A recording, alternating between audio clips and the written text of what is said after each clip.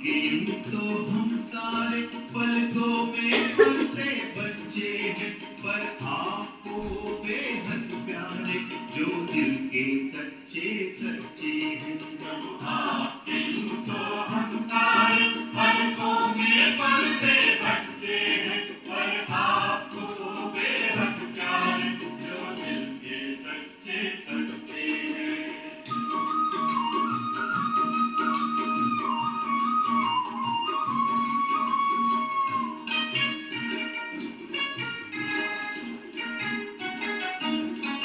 सच्चे दिल पर साहब राज हर श्रीमत पर कहे हाँ जी। एक बाबा तुम जान कोई वादे के पक्के पक्के हैं। आपके यूं तो हम सारे पलकों में पलते बच्चे हैं, पर आपको वो बेहद प्यारे जो दिल के सच्चे सच्चे हैं।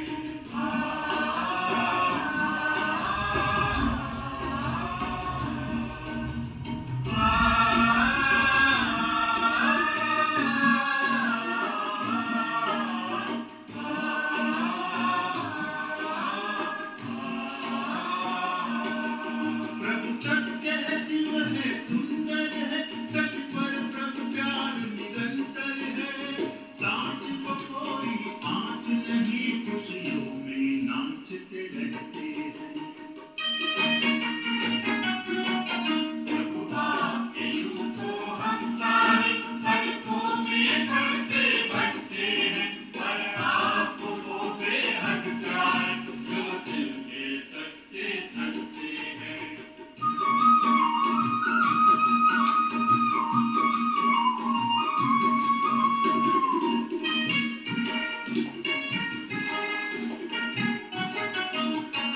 कोई खूबी और रहे न रहे, बस दिल से सच्चा साफ रहे।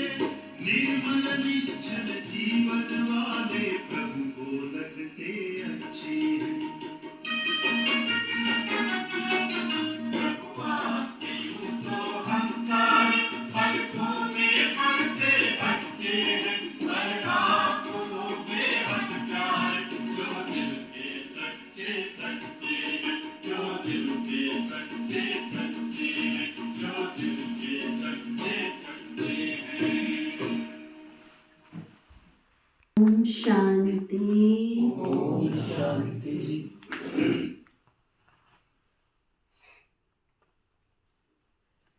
आज बाबा कहते मीठे बच्चों,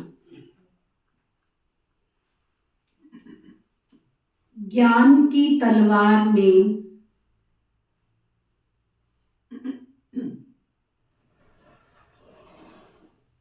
योग का जौहर चाहिए।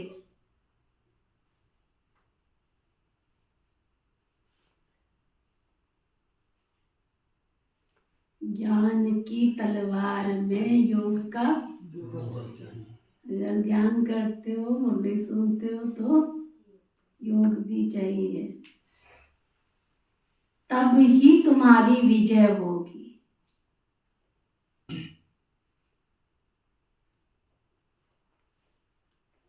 क्यों योग चाहिए, क्यों ज्ञान चाहिए? अगर तुम्हें अपने लक्ष्य पर पहुंचना है, विजय प्राप्त करनी है, तो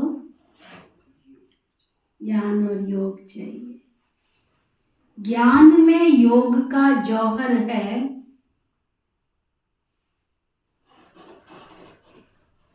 तो उसका असर जरूर होगा।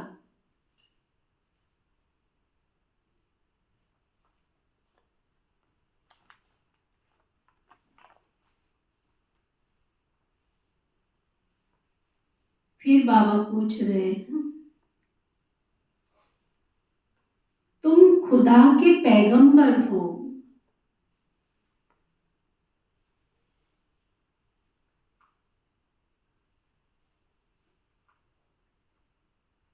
तुम्हें सारी दुनिया को कौन सा पैगाम देना है?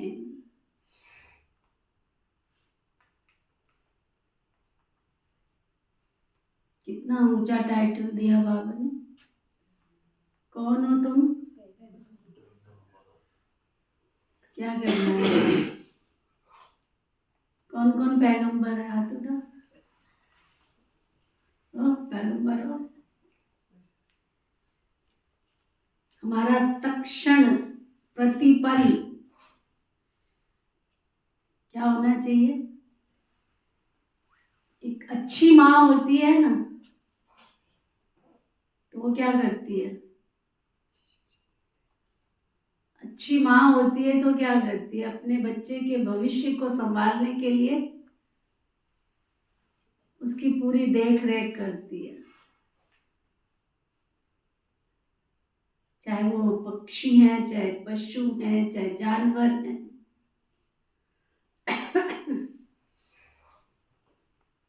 को ख्याल रहता है, वो संजीवनी बूटी पिलाओ, ये पिलाओ, मालिश करो, पालिश करो, ये करो। सारा जीवन मनुष्य का किस में जाता है? एक बच्चा पैदा किया, एक बच्ची पैदा की, बस उसके बाद लग गए सारी उम्र। सारा ध्यान कहाँ पे होता है? कमाना है तो, जोड़ना है तो, बाजार जाना है तो, खाना बनाना है तो, फिर आगे चैन लग जाती है, नाती पोते धोते। इसके अलावा तो कुछ नहीं दिखता है। बाबा हमको जगत जननी, पैगंबर, मैसेंजर का टाइटल देते हैं, तो हम अपने आप से पूछें, क्या हम उस पर खरे उतरते हैं? मैं भगवान का सच्चा बच्चा हूँ, सपूत बच्चा हूँ। तुम्हारा जीवन बना, तुम अकेले खाने वाले हो या बांट के खाने वाले हो? तुम्हारा जीवन बना, तुम्हें खुशी का प्रसाद मिला, शांति का प्रसाद मिला, तुम्हारी जीवन बनी, तुम्हारी बुराइयां निकली, तुम्हारी कमी कमजोरियां निकल रही है, तुम्हारे घर में सुख शांति आ रही है, तो क्या हमारा फर्ज नहीं है कि विश्व की अनेक तड़पती हुई आत्माओं को भी सुख शांति मिले? तो उसके लिए मैं क्या कर रही हूँ, क्या कर रहा हूँ? तो बाबा कहते तुम कौन हो? खुदा के पैगंबर हो। इतना ऊंचा बाबा ने स्टेटस दे दिया आज हमको, कितना ऊंचा टाइटल दे दिया। तुम कौन हो? खुदा के पैगंबर हो। तुम्हें सारी दुनिया को कौन सा पैगाम देना है? विचार करो, चिंतन करो। तो बाबा बताते सारी दुनिया को पैगाम दो कि खुदा ने कहा है तुम सब अपने को आत्मा समझो।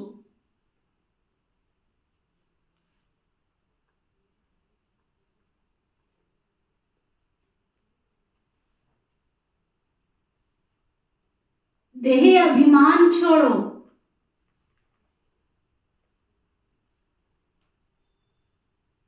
बिल्कुल बाजू में खड़ा रहता है, 1 सेकंड नहीं लगते है उसको पहुंचने में। देह अभिमान को छोड़ो, एक मुझ बाप को याद करो,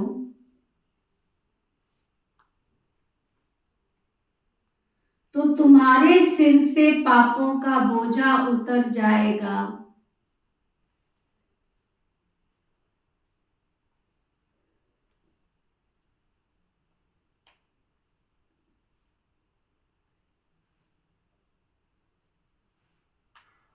एक बाबा की याद से ही तुम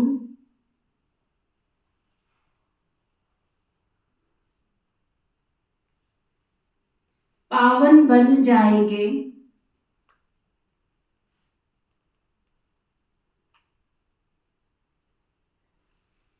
अंतर्मुखी बच्चे ही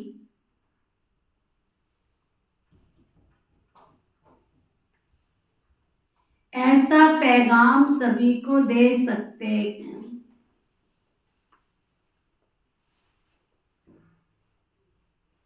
अंतर्मुखी बच्चे ही, जिनको हमेशा रहता है अपनी आप में मस्त रहते हैं, उनको दुनियादारी से कोई लेना देना नहीं। वो इधर खड़े होके उधर खड़े होके काना फूसी नहीं करते।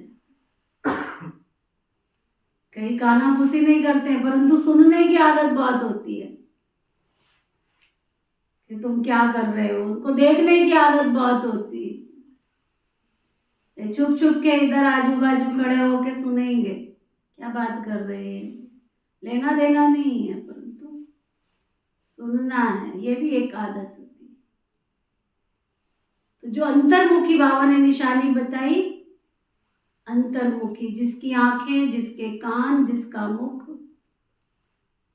जिसकी विचारधारा मन में एक बाप के सिवाय और कोई नहीं है बस। इसलिए दुनिया में क्या कहते हैं, जैसी दृष्टि वैसी वृत्ति, जैसी वृत्ति वैसी दृष्टि, दोनों का आपस में एक दूसरे के साथ है। जैसा सोचोगे दिखाई भी वैसा देगा, और जैसा दिखाई देगा वैसा सोचोगे। तो जैसी वृत्ति वैसी दृष्टि, और जैसी दृष्टि वैसी कृति, वैसा कर्म करोगे। और जैसी कृति वैसी सृष्टि, वैसे तुम्हारी सृष्टि का निर्माण होगा। तुम्हारे आसपास जो तुम्हारा दायरा है, जो तुम्हारा चारों तरफ का ऑरा है, जो तुम्हारे चारों तरफ का वायुमंडल है, वो उसी अनुसार बनेगा। इसलिए आप देखो, कई बार किसी व्यक्ति से मिलते हैं तो अपनापन फील होता है। पहली बार मिलते हैं लेकिन फिर भी ऐसे लगता है इसको कहीं देखा है, इससे अपनापन फील हो रहा है। देखा नहीं होता है, मिले नहीं होते, परंतु उसकी वृत्ति इतनी शुद्ध है, इतना साफ है, इतना स्वच्छ है, उसको दुनियादारी का ज्ञान नहीं है, बुद्धि भटकती नहीं है। और कईयों से मिले तो डर ही लगता है कि इनसे दूर रहो तो अच्छा है। तो ये क्या है, हमारी मनोवृत्ति के आधार पर दृष्टि भी वैसी बनती है और कृति भी वैसी होती है, और हमारा सृष्टि भी वैसी बनती है। अर्थात हमारा चारों तरफ का वायुमंडल, जितने वायुमंडल में हम रहते हैं उतने वायुमंडल का असर होता है। आप देखो, बाबा का कमरा, क्लासरूम, ऊपर छत, अंदर कमरा, सब जगह योग करके देखना, सब जगह का वातावरण आपको अलग दिखाई देगा। मैं नोट करती हूँ कई भाई बहनों को बाबा के कमरे के आगे बैठ के बात करते हैं, शर्म ही नहीं आती। कितनी बार समझाया है, बाबा के कमरे में बैठ के बात मत करो, चाहे ज्ञान की चर्चा नहीं करो, लेकिन फिर भी हाथ मार मार के पता नहीं क्या बातें करते। अभी तक भी मेरे को देखने में नहीं आता है कि बाबा के कमरे को कोई बाबा का कमरा समझता है। भगवान बैठा है सामने, देख रहा है तुम क्या बातें कर रहे हो, सब कुछ उसको जो सुनाना नहीं वो भी सुन रहा है। कितना समझाती हूँ लेकिन नहीं मानते, नहीं मानते। फिर एक खड़ा हो जाता है, फिर दूसरा खड़ा हो जाता है, फिर तीसरा खड़ा हो जाता है। बाबा सामने बैठा है, साक्षात बैठा है, क्यों बुद्धि में नहीं आता है कि भगवान सामने बैठा है, देख रहा है तुम क्या बात कर रहे हो। जो जरूरत नहीं है, जिन बातों के लिए बाबा ने मना किया वो भी बातें उसके सामने बैठ के कर रहे होते हैं। वंडरफुल बात तो ये है, पहले खड़े होंगे, फिर हाथ लगाएंगे, फिर बात करेंगे, फिर उसके बाद बैठ जाएंगे, और घंटों बीत जाते हैं। जितनी देर बाबा से बातें करने में नहीं लगता है, उतना बातें आपस में करने में बैठ जाते हैं। बाहर रखी है ना कुर्सी, बैठो, आराम से बैठो, क्यों नहीं बैठो। बाबा का घर हमारा घर है। बाबा के कमरे को एकदम साइलेंट सॉन्ग बनाओ और फिर उसमें बैठो तो बैटरी बैठते ही चार्ज होने लग जाती है। सुना? तो बाबा ने आज क्या कहा, अंतर्मुखी। इसलिए क्या कहते हैं, अंतर्मुखी सदा सुखी। अंतर्मुखी सदा सुखी बनने का मूल मंत्र है। आंख, नाक, कान, मुंह, सब, जो चेहरे के कान भी, जो सुनना है बस उतना सुनाई पड़े, जो देखना है उतना दिखाई पड़े, जो बोलना है बस उतना बोले, और जितना सोचने के लिए बाबा ने कहा है ना उतना सोचो। वेस्ट और नेगेटिव सोच के कुछ मिलने वाला नहीं। बाबा की सच्ची सच्ची कठपुतलियां बन जाओ बस। मेरी डोरी क्या, जब हम छोटे थे हमारे बहन जी बोलते थे, गीत गाते थे, तो सचमुच उनकी आंखों से दिखता था। जब वो भोग बनाते थे ना, भोग बनाने के टाइम पे रसोई में किसी को एंट्रेंस नहीं मिलती थी, कोई एंटर नहीं कर सकता था, और बस एक ही गीत उनके मुंह में होता था, मेरी डोरी तेरे हाथ मेरे प्यारे शिव भोलानाथ। इतना प्यार दिखाई पड़ता था। और उसकी रिजल्ट ये थी कि उनका बनाया हुआ भोजन सूखा भी होता था ना, वो भी इतना रस वाला होता था ना, बात मत पूछो। घर में मैं सूखी रोटी नहीं खा सकती थी। सुना, एक बार मुझे वो दृश्य भूलता नहीं है, और वो स्वाद नहीं भूलता आज तक। सलगम में कभी खा नहीं सकती थी, एक सलगम की सब्जी बनी हुई रखी थी, रोटी रखी हुई थी, तो मुझे लगता था कि मेरी बहन जी जो है ना बेचारी सारा दिन ऐसे खाना खाती है, इसके लिए कुछ अच्छा बना के जाऊं। तो चुपके से कई बार मैं कुछ ऐसे बना के आ जाती थी, उनका खा के आ जाती थी। इतना स्वाद आता था ना, बात मत पूछो।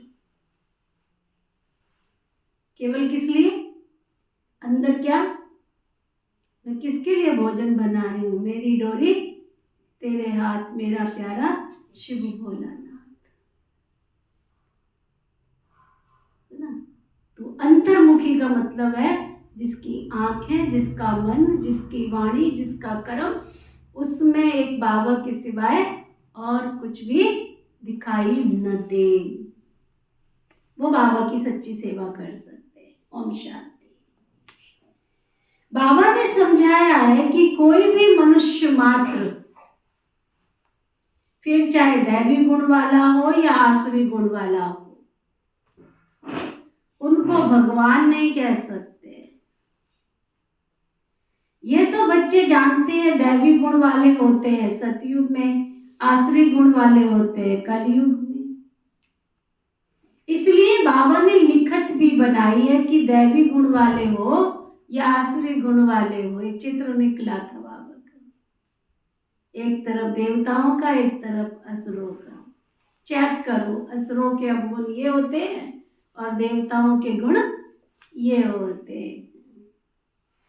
फिर उसमें लिखा होता था तुम सतयुगी हो या कलयुगी हो। दिन में बार बार अपने आप को नंबर दो, कर्म व्यवहार में आते हो तो चेक करो, मैं सतयुगी आत्मा हूं या कलयुगी आत्मा हूं। ये बातें बड़ी मुश्किल से मनुष्यों को समझ में आती है। तुम सीढ़ी पर बहुत अच्छी रीति समझा सकते हो, सीढ़ी पे जाके नहीं, है ना। ये प्रैक्टिकल, माता हमारी कितनी भोली होती है। वो बहन जी कोर्स करा रही थी, उसने कहा कल तो मैं सीढ़ी पे समझाएंगे। कहती अजीब सा ज्ञान है। कहती कल तुम्हें वृक्ष पे समझाएंगे। कहती है कौन सा ज्ञान है भाई, कभी कहते वृक्ष पे समझाएंगे, कभी कहते सीढ़ी पे समझाएंगे। तो बाबा कहते तुम्हारे ज्ञान के बाण तो बहुत अच्छे हैं, परंतु उसमें जौहर बहुत चाहिए। जैसे तलवार में जौहर होता है, कोई बहुत तीखे जौहर वाले होते हैं, जैसे गुरु गोविंद सिंह की तलवार बिलाए चली गई, उस तलवार को लेकर परिक्रमा देते हैं, बहुत साफ रखते हैं। कोई तो 2 पैसे की तलवार भी होती है, जिसमें जौहर होता है वो बहुत तीखी होती है, उनका दाम भी बहुत होता है। बच्चों में भी ऐसे है, कोई में ज्ञान बहुत है लेकिन योग बहुत कम करते हैं। जो बांधेले हैं, गरीब हैं, जिनको बंधन बहुत है, जो गरीब है, वो बाबा को बहुत बहुत प्यार से याद करते हैं। उनमें ज्ञान बहुत कम होता है लेकिन योग बहुत होता है। वह तमो प्रधान से सतो प्रधान बन रहे हैं। जैसे एक अर्जुन और भील का मिसाल दिखाते हैं ना, अर्जुन से भी भील तीखा चला गया बाण मारने में, सुनिए ना सबने। एकलव्य की कहानी सुनिए। एकलव्य जिसको केवल एक ही दिखाई देता था, बिना गुरु के भी उसने ज्ञान प्राप्त कर लिया, लक्ष्य था ना। अर्जुन अर्थात जो घर में रहते हैं, रोज सुनते हैं। आज बाबा ने अर्जुन की परिभाषा भी बताई। उनसे बाहर रहने वाले तीखे हो जाते हैं। जिनमें ज्ञान का जौहर है, उनके आगे वो भरी ढोएंगे, फिर और क्या करेंगे। अगर ज्ञान नहीं सुनेंगे, ध्यान धारण नहीं करेंगे, योग अच्छी तरह नहीं लगाएंगे, तो फिर उनके आगे भरी ढोएंगे। कहेंगे भाभी कोई फेल होते हैं, वादे वाला मारते हैं, तो अपने नसीब पर हाथ रखते हैं। तो ज्ञान के साथ साथ बच्चे योग का जौहर भी बहुत चाहिए।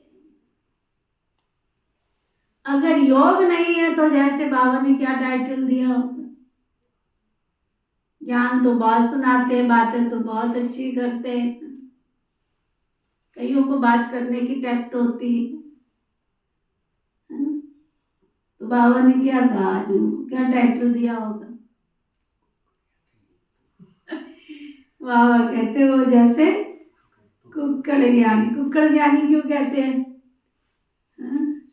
मुर्गा जब सुबह 4 बजे उठता है, भाग देता है, उठो भाई सोने का वक्त खत्म हो गया, उठो उठो। थोड़ी देर के बाद जाके देखो तो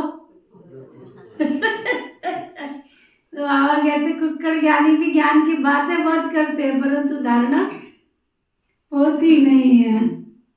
बच्चे भी अनुभव करते हैं, कोई का पति में, कोई का किस में प्यार होता है, तो ज्ञान में बहुत तीखे होते हैं, लेकिन अंदर में खिटखिट रहती है, आपस में लड़ते झगड़ते रहते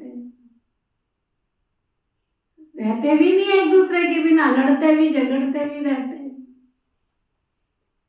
बाबा कहते यहाँ तो बच्चे तुमको बिल्कुल साधारण रहना है। तुम बंधवा में हो ना, किसको दिखाएंगे? किसको दिखाएंगे? आजकल के भाई बहनों को तो सिखाना बहुत मुश्किल है भाई।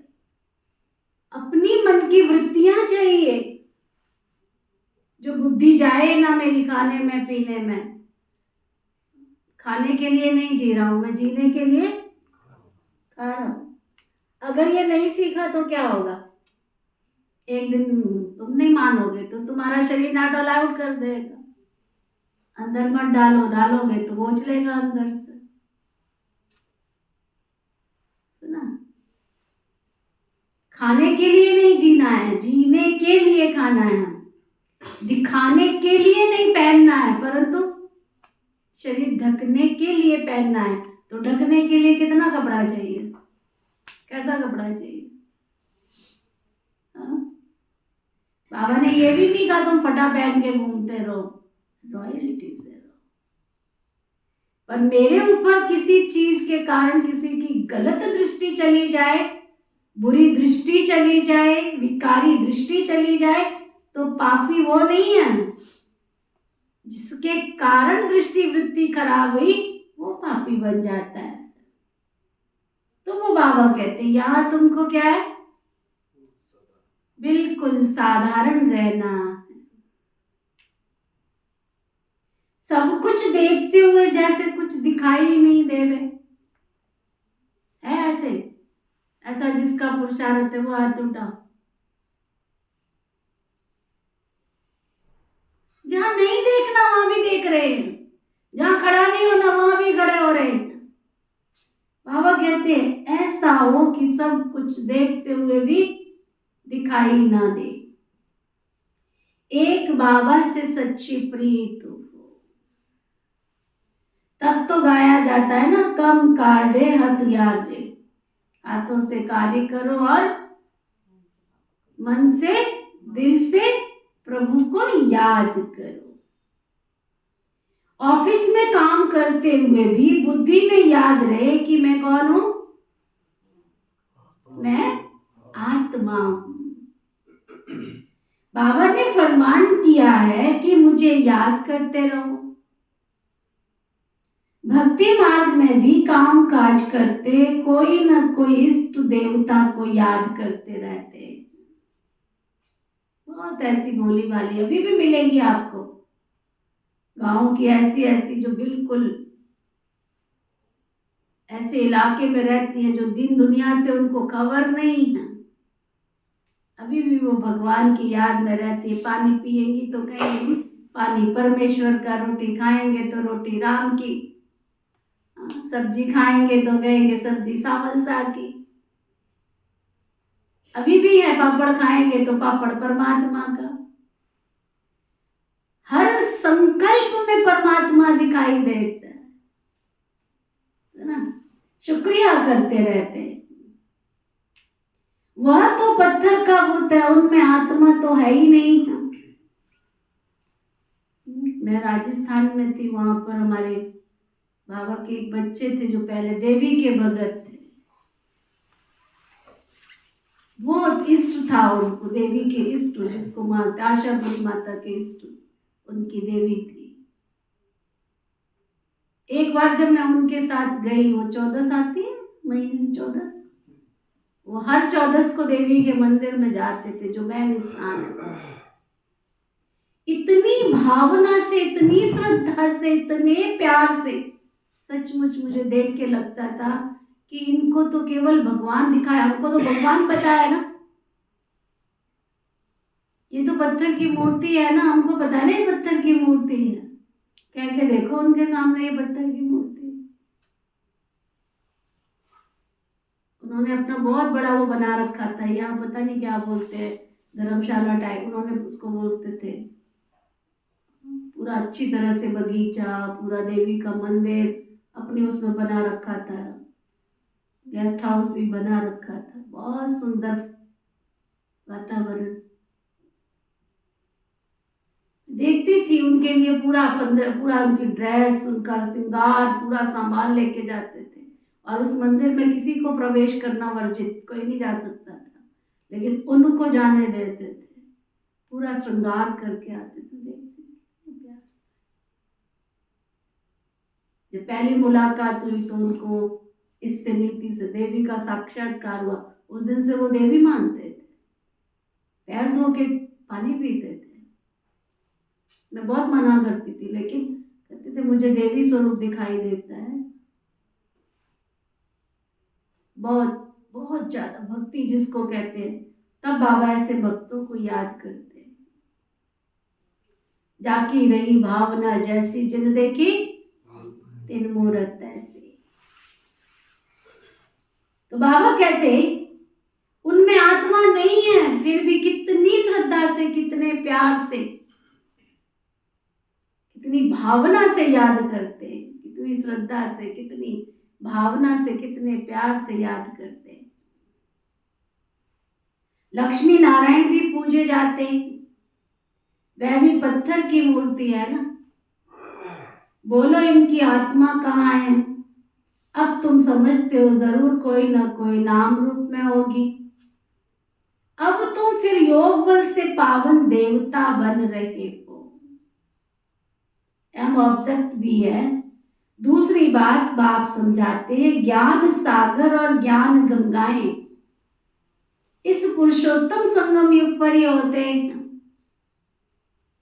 बस एक ही समय पर होते हैं। ज्ञान सागर बाप आते हैं ज्ञान कल्प के इस पुरुषोत्तम संगम युग पर। ज्ञान सागर है निराकार परमपिता परमात्मा शिव। उनको शरीर तो जरूर चाहिए ना जो बात कर सके, बाकी पानी की तो कोई बात ही नहीं है। ये तुमको ज्ञान मिलता है संगम युग पर, बाकी तो सबके पास भक्ति है। भक्ति मार्ग वाले गंगा के पानी को पूजते रहते हैं। पतित पावन तो एक बेहद का बाप ही है। वो आते ही एक बार है जब पुरानी दुनिया बदलनी है। अब ये किसको समझाने में भी तो बुद्धि चाहिए ना।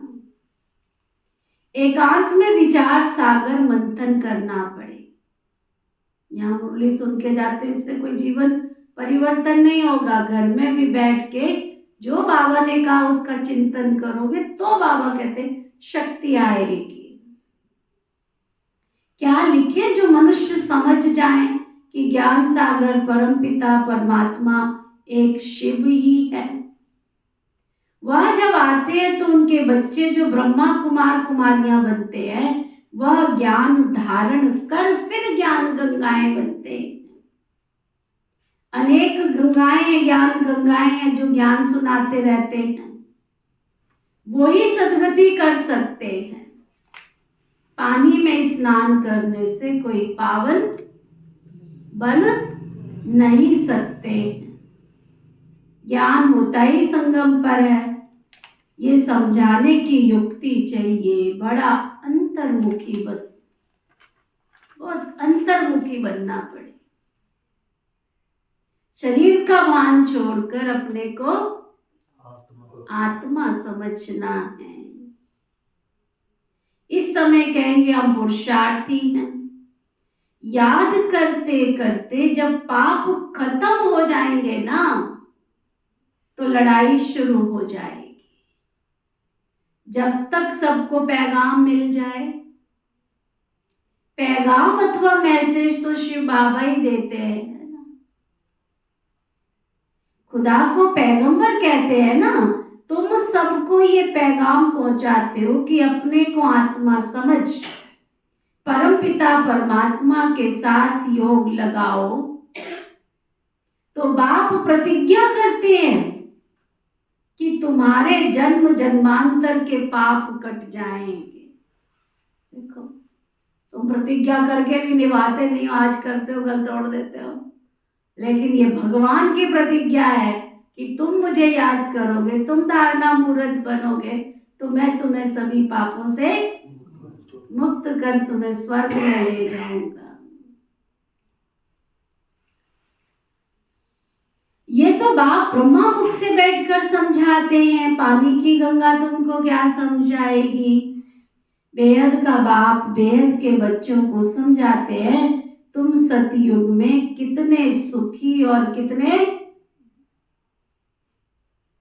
क्या, सतयुग में तुम कितने सुखी और कितने संपत्तिवान थे। कितने संपत्तिवान थे ना? कितने संपत्तिवान थे। अभी तो दुखी और कंगाल बन पड़े हैं। ये बेहद की बात है ना। बाकी ये चित्र आदि सब भक्ति मार्ग के हैं। ये भक्ति मार्ग की सामग्री भी तो बननी है ना। शास्त्र पढ़ना, पूजा करना, ये सब भक्ति है ना। मैं थोड़े ही शास्त्र आदि पढ़ाता हूं, मैं तो तुम बच्चों को पावन बनाने के लिए ज्ञान सुनाता हूं कि तुम अपने आप को आत्मा समझो। अभी आत्मा और शरीर दोनों ही पतित हैं।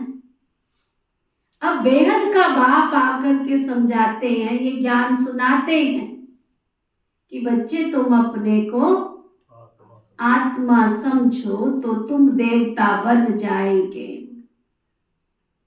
देह के सर्व पुराने संबंधियों से ममत्व मिटा दो।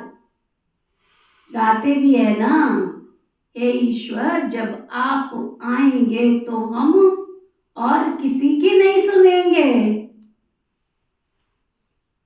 भक्ति में कहते आए थे, एक आपसे ही संबंध जोड़ेंगे और सब देहधारियों को भूल जाएंगे। अब आप तुमको वायदा याद कराते हैं। बाबा कहते मेरे साथ योग लगाने से ही तुम्हारे विकर्म विनाश हो जाएंगे, तुम नई दुनिया के मालिक बन जाएंगे। ये है एम ऑब्जेक्ट। राजाओं के साथ फिर प्रजा भी तो जरूर बननी है। राजाओं को दास दासियां भी तो चाहिए। बाप सब बातें अच्छी रीति बच्चों को समझाते रहते हैं। अच्छी तरह योग में नहीं रहेंगे, दैवी गुण धारण नहीं करेंगे तो ऊंच पद कैसे पाएंगे बताओ। कैसे पाएंगे? घर में कोई ना कोई बात पर झगड़ा कलह होती है ना, तो बाप लिख देते हैं तुम्हारे घर में कलह है इसलिए ज्ञान ठहरता नहीं। बाबा के घर में भी आते रहते हो, घर में झगड़ा भी करते रहते हो। बाबा पूछते हैं स्त्री पुरुष तुम दोनों ठीक चलते भी हो? चलन बड़ी अच्छी चाहिए। घर वाले आके सर्टिफिकेट देवे कि हाँ देखो जब से बाबा का ये बच्चा बना, बच्ची बनी, बहन जी हमारे घर में शांति हो गई, तो वो खिंच के आएंगे ना। पर्चे बांटने से क्या होगा? पर्चा खुद बन जाओ ना। क्रोध का अंश भी ना रहे। अब तो पुरानी दुनिया में कितना हंगामा और कितनी अशांति है, देख नहीं रहे? छोटे थे तब सुना था कि लंका में आग लगी, क्या सबको अपने अपने जी की पड़ी, अपनी अपनी, सब अपने लिए रो रहे हैं, अपने लिए लड़ रहे हैं, किसी और का तो भला दिखाई नहीं दे रहा है। हमको चाहिए अपना पेट हाउ और गिने ना। झगड़ा किस बात का है सुनील भाई? आज संसार में झगड़ा किस बात का है? अपना पेट हाउ और गिने ना काऊ। और किसी से हमको मतलब नहीं है, बस हमारा पेट भरना चाहिए। और पहले क्या होता था गांव में? अपना पेट भरे ना भरे लेकिन पड़ोसी का पेट जरूर भरे। कितनी कहानियां बनी है संसार के अंदर। अभी प्रेम बहन जी ने बड़ी सुंदर एक कहानी सुनाई थी, सुनाऊंगी तो टाइम चला जाएगा। बड़ा तरीके से सुनाया था, है नहीं इस क्लास में, जो निजा बहन को कहूंगी सुनाएगी आपको बड़ा सुंदर तरीके से। कितने कर्म का फल हमारा जमा होता है। निजा दीदी याद है जो प्रेम दीदी ने कहानी सुनाई थी? याद करना, सोनीपत में भी गए थे तो उन्होंने सुनाया ना। कल सुनाएंगे, कल सुनाएंगे, बहुत अच्छी, किसी को समझ आ। तो हमारी दुनिया में ऋषि मुनियों ने इतनी कहानियां बनाई, इतने सारी बातें हुई, कई तो प्रैक्टिकल भी है, कई कहानियां भी हैं समझाने के लिए। तो बाबा कहते हैं तुम्हारे में तो बहुत ज्ञान योग में तीखे हो जाएंगे और भी कई याद करने लग पड़ेंगे। तुम्हारी प्रैक्टिस अच्छी हो जाएगी तो बुद्धि भी विशाल हो जाएगी।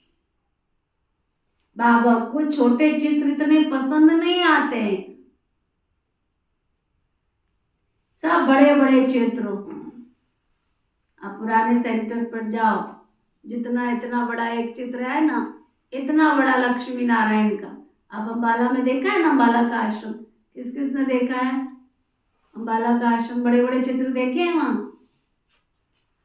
कितने इतने बड़े बड़े चित्र हैं, इतने बड़े। बाबा को छोटे छोटे चित्र पसंद ही नहीं आते। बाबा कहते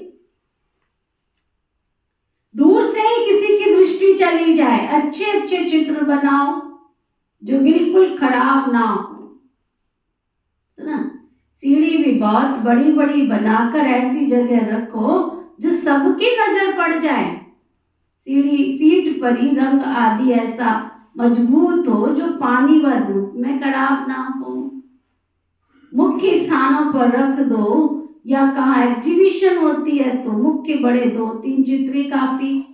यह सृष्टि चक्कर भी वास्तव में दीवार पर इतना बड़ा बनाना चाहिए, भल 8-10 आदमी उठाकर रखे उसको। ये किससे बातें कर रहा है बाबा?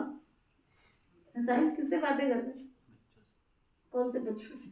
तेरे से कर रहा है कि नहीं? कई ऐसे बाबा के बच्चे हैं, कहाँ कहाँ से आके चित्र लगा के चले जाते हैं। देखो आप शमशान घाट गए हो सुनील भाई? प्रदर्शनी देखी है वहां? कुरुक्षेत्र से आगे एक भाई लगा के गया है अपने शमशान घाट पे। कुरुक्षेत्र से आया था वो भाई, वो लगा के गया है।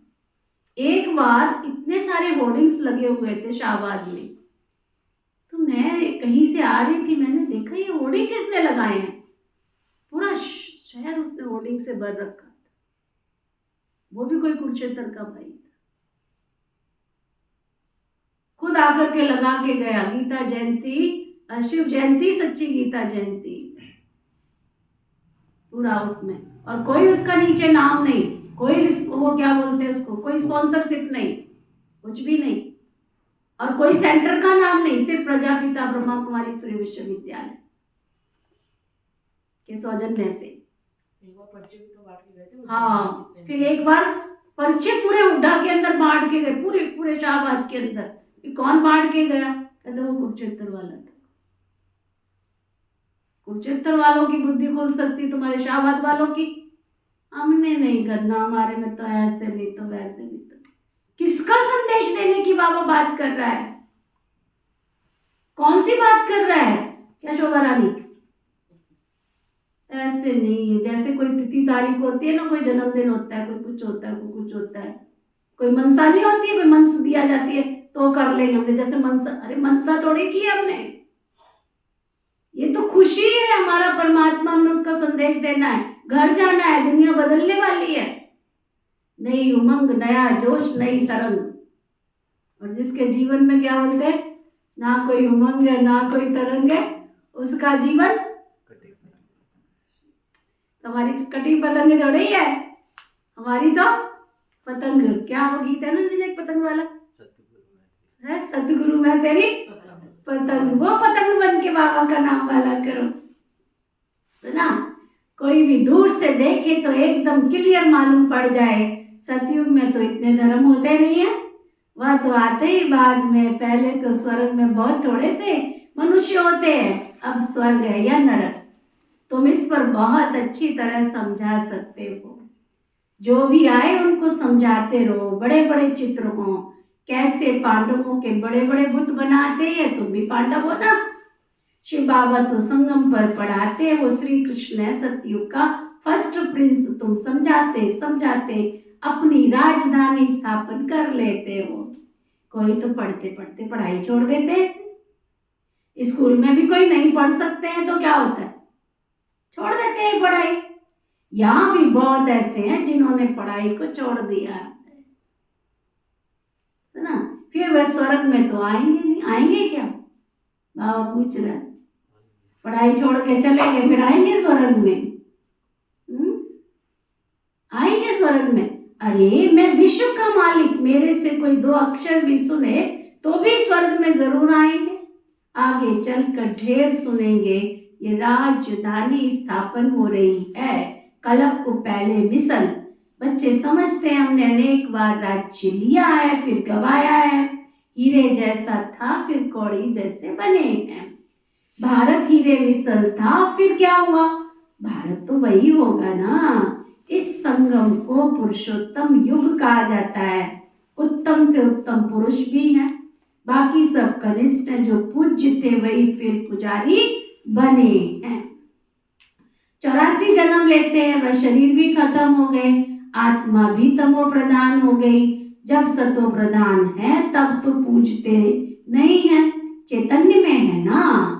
अब तुम शिव बाबा को चैतन्य में याद करते हो, फिर पुजारी बनेंगे तो पत्थर का शिवलिंग बना के फिर उसकी पूजा करेंगे। अब बाबा तो चैतन्य में बैठे हैं ना, फिर उनकी पत्थर की मूर्ति बनाकर पूजते रहते हैं।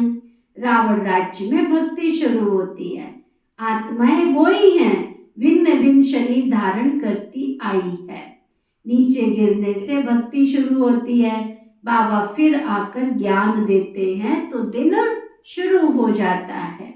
ब्राह्मण सो देवता बन जाते हैं, अब तो देवता नहीं कहेंगे ना।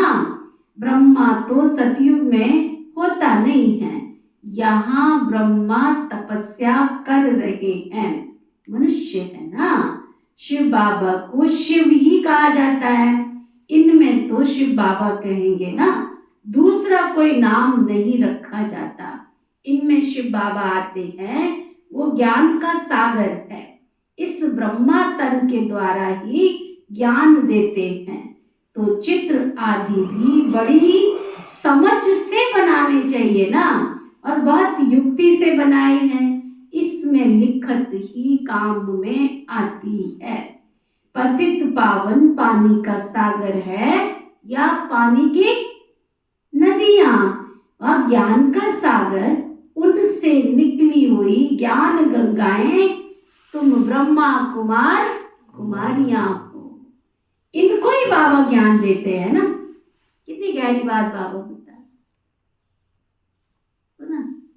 शिव बाबा ज्ञान का सागर, तुम ब्रह्मा कुमार कुमारियों को ही ज्ञान देते हैं। तुम हो सच्ची सच्ची ज्ञान गंगाएं। और जहां बैठे हो ये क्या है? गंगा कहाँ बहती है? कहाँ बहती है? हरिद्वार में। तो कहाँ बैठे हो तुम? सच्चे सच्चे हरि के द्वार में बैठे हो। सुना? तो बाबा कहते ब्रह्मा द्वारा जो ब्राह्मण बनते हैं ना, वही फिर देवता बनते हैं। विराट रूप का चित्र भी बहुत बड़ा दिखाना है, ये तो मुख्य चित्र है ना। बाबा समझाते मीठे बच्चे, तुम्हें अपनी सिविल बुद्धि बनानी है। सिविल बुद्धि माना साफ स्वच्छ निर्मल। कोई छल, कोई कपट, कोई ईर्ष्या, कोई द्वेष, कोई राग, कोई भय, कुछ नहीं, बिल्कुल सिविल। जब बाबा देखते हैं ना इनकी क्रिमिनल आई है तो समझ जाते हैं चलने वाला नहीं। तुम्हारी आत्मा अब त्रिकालदर्शी बनती है, ये कोई विरला ही समझते हैं। बहुत बुद्धू भी हैं, बाबा कोई फारकती दे देते हैं। बहुत बुद्धू भी हैं। यह तो बच्चे समझते हैं कि राजधानी स्थापन हो रही है, उसमें सब चाहिए, पिछाड़ी में सब साक्षात्कार होंगे। फर्स्ट क्लास दास दासियां भी बनेंगी। फर्स्ट क्लास दासी कृष्ण की पालना करेंगी। तो ना, दासी भी ऐसी वैसी नहीं, चल कोई नहीं दासी बन जाएंगे। कोई सब दासियां नहीं मिलने वाली। श्री कृष्ण वाली दासी भी बाबा क्या कहते हैं? होगी फर्स्ट क्लास होगी। सुना? बाबा कहते बर्तन साफ करने वाली, खाना खिलाने वाली, सफाई करने वाली सब दासियां होंगी कि नहीं? यहाँ से ही निकलेंगी ना फिर वो, यहाँ से ही निकलेंगी ना। फर्स्ट नंबर वाली जरूर अच्छा पद पाएगी। वह भाषण आती है ना, बाबा को बच्चों से भाषण आती है। ये बहुत अच्छे मुरली चलाते हैं, परंतु इनका योग बहुत कम है। कोई स्त्री पुरुष से भी तीखी चली जाती है। एक ज्ञान में है तो कहते हैं दूसरा बाबा दूसरा पहिया ठीक नहीं। एक दो को सावधान करना है। प्रवृत्ति मार्ग है ना, जोड़ी तो एक जैसी चाहिए ना। क्या क्या रमन भाई सुन रहे हो? क्या सुन रहे हो? एक जैसी चाहिए ना। ये थोड़ी कि सहजा तू योग कर ले मैं मुरली सुन लूंगा, ऐसा थोड़ी। दोनों को योग करना पड़े, दोनों को ही मुरली सुननी पड़े। साइकिल चलाओ, एक पहिया पंचर होगा तो साइकिल चलेगी क्या? तो दोनों को ही बाबा पति पत्नी दोनों जो बाबा के बच्चे हैं, दोनों को ही ज्ञान ऐसी तरह चलना पड़े। क्या सुन रही शीला बहन? पवित्र प्रवृत्ति मार्ग है ना, जोड़ी एक जैसी चाहिए। आप समान सबको बनाना है। पिछाड़ी में तुम दुनिया को भूल जाएंगे। देखो अभी मधुबन गए हम, सारे युगल युगल थे, कितना मजा आया ना, कितना मजा आया। सारे युगल युगल थे, एक दो को छोड़ के। इतना अच्छा लगता है। श्रीमत के अनुसार चलने में मजा कितना आता है, सुंदर सब। पिछाड़ी में तुम दुनिया को भूल जाएंगे। समझते हो ना, हम हंस हैं। हंस हैं तो ये बगुला है, किसमें कोई अवगुण है, किसमें कोई चटा बेटी चलती रहती है। मेहनत बहुत है भी बहुत सहज, सेकंड में जीवन मुक्ति, बिगर कौड़ी खर्च ऊंचे ते ऊंच पद पा सकते हो। लेकिन लेकिन लेकिन लेकिन क्या, गरीब बच्चे जो होते हैं ना, वो बाबा की सर्विस बहुत अच्छी करते हैं, दिल से करते हैं, प्यार से करते हैं। ये तो पता है ना कि कौन कौन खाली हाथ आए हैं। बहुत कुछ ले जाने वाले आज है ही नहीं, और गरीब बहुत ऊंच मर्तबा पा रहे हैं। हाँ देखो ना, बाबा के इतने बड़े बड़े रिट्रीट सेंटर, इतने बड़े बड़े बाबा के घर संभालने वाली बच्चियां साधारण घरों से तो आई, लेकिन दिल से प्यार से सेवा की तो बाबा ने उनको स्वीकार किया। आप देखो जो पीस ऑफ माइंड चैनल है, एक युगल ही तो चला रहा है उसको। रवि भाई को जानते हो? कौन कौन जानता है रवि भाई को? नहीं जानते? रवि नाम है उसका। जब वो ज्ञान में आया ना, ये जो हमारा लवली और ये बैठी है प्रिया, ऐसे छोटे युगल आए थे वो ज्ञान में, और झटके से एक हफ्ते के अंदर अंदर इतने पक्के निश्चय बुद्धि बाबा के बच्चे बन गए, और उनको संकल्प आया कि मैंने अपना क्या बनाते हो उसको, स्टूडियो बनाना है। प्रीतमपुरा में, दिल्ली में बहुत बड़ा स्टूडियो बना लिया, लेकिन कौन चलाएगा अभी ये पता नहीं है। बाबा का प्लान देखो कितना अच्छा है। फिर उसमें स्टूडियो बनाया, दादी प्रकाश मुनि जी जब थे, है ना, और उस समय जब वो स्टूडियो बनाया तो दादी प्रकाश मुनि जी से उद्घाटन कराया।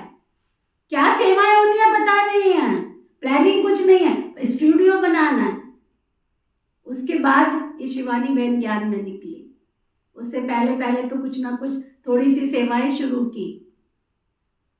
फिर शिवानी बहन तो आश्रम पे नहीं रहती थी, इसलिए फ्री थी, लेकिन शुरू से लगन ऐसी बाबा ने लगाई कि बाबा की अव्यक्त मुड़ियां पढ़ के, और उसके आधार पर फिर आत्मा का कोर्स और ये सब शुरू किया, है ना। ये पीस ऑफ माइंड चैनल तो बाद में संस्कार टीवी पर आना शुरू हुआ, आस्था चैनल पर आना शुरू हुआ उस स्टूडियो से।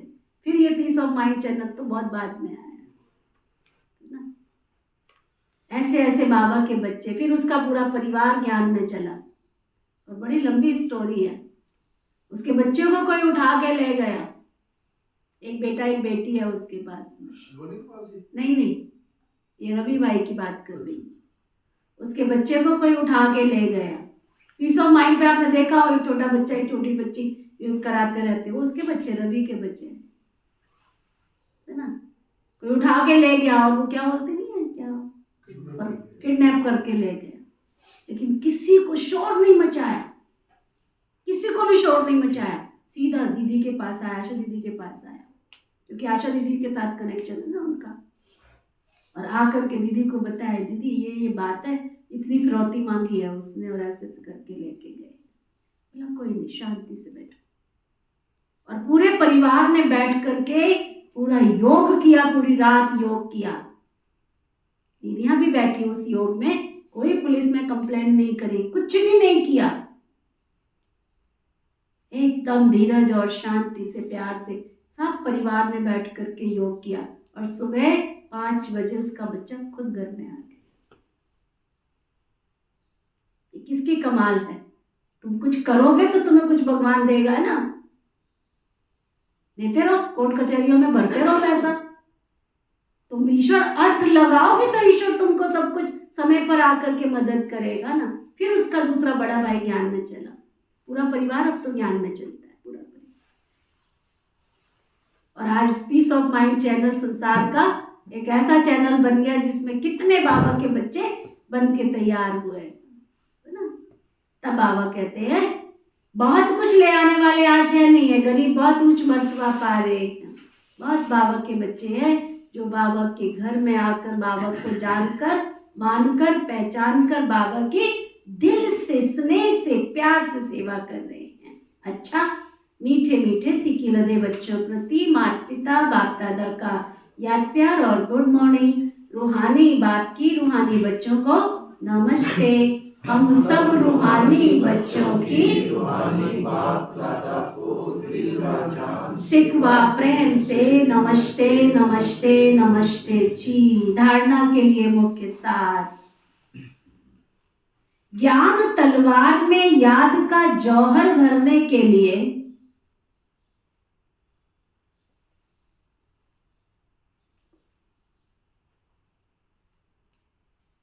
कर्म करते अंतर्मुखी बन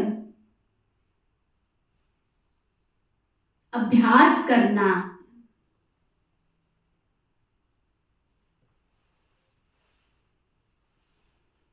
कि मैं आत्मा हूँ। कर्म करते हुए अभ्यास करो। आंखों द्वारा देखने वाली मैं आत्मा, शरीर की कर्म इंद्रियों से कर्म करने वाली मैं आत्मा। मुझ आत्मा को बाबा का फरमान है कि निरंतर मुझे याद करो। एक बाप से सच्ची प्रीत रखो। देह और देह के संबंधियों से ममत्व निकाल दो। प्रवृत्ति में रहते एक दो को सावधान कर हंस बन ऊंच पद पाना है।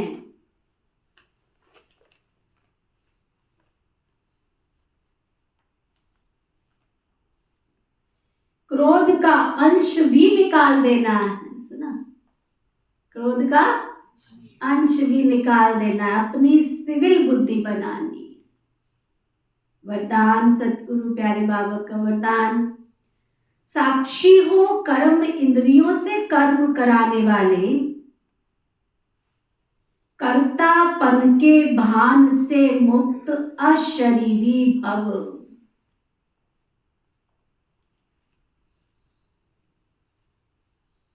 कितना सुंदर वरदान दिया बाबा ने। कर्म भले करो लेकिन साक्षी हो करके, कर्तापन के भान से भी मुक्त। मेरे से बाबा करा रहा, मैं कौन करने वाली होती हूँ। जब चाहो शरीर में आओ और जब चाहो अशरीरी बन जाओ।